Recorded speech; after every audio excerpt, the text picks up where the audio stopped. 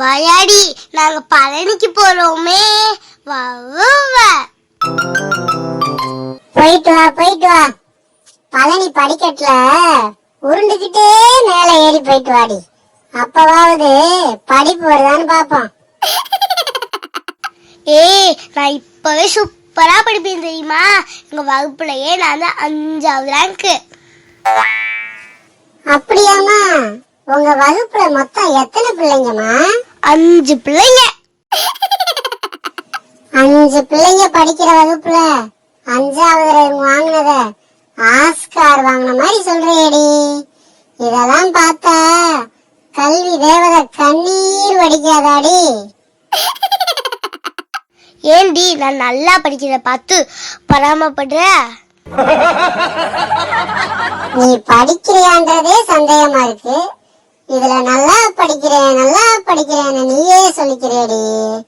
சரி, என்னோட 3 கிராம் மூளைய யூஸ் பண்ணி உன்கிட்ட கேள்வி கேட்கிறேன், பதில் சொல்லிடி பாப்போம்.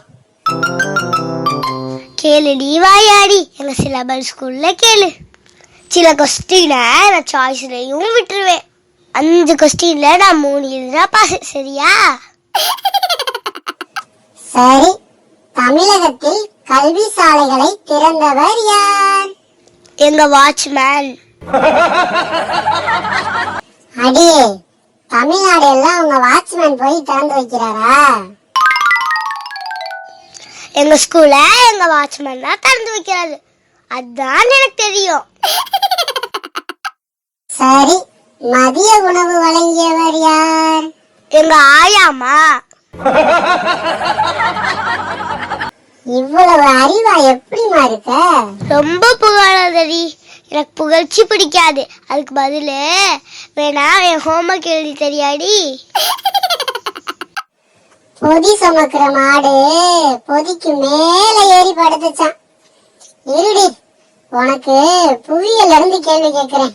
பூமியின் வடிவம் என்ன? முக்கோணம். என்னடி சொல்ற? இப்படி ஒரு பதில பூமியிலேயே ஒருத்தரும் சொல்லியிருக்க மாட்டாங்க.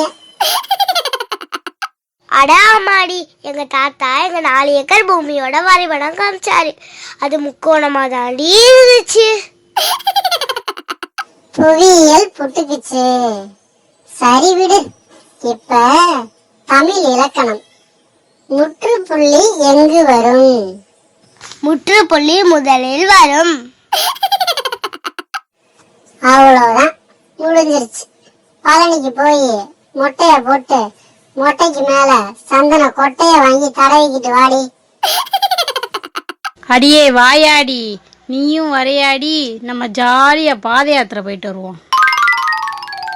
ஜாலியா பாத யாத்திரை? நானு நீ பாத யாத்திரைக்கு கூப்பிடுற மாதிரி தெரியலையே, பழி கொடுக்க கூப்பிடுற மாதிரில இருக்கு.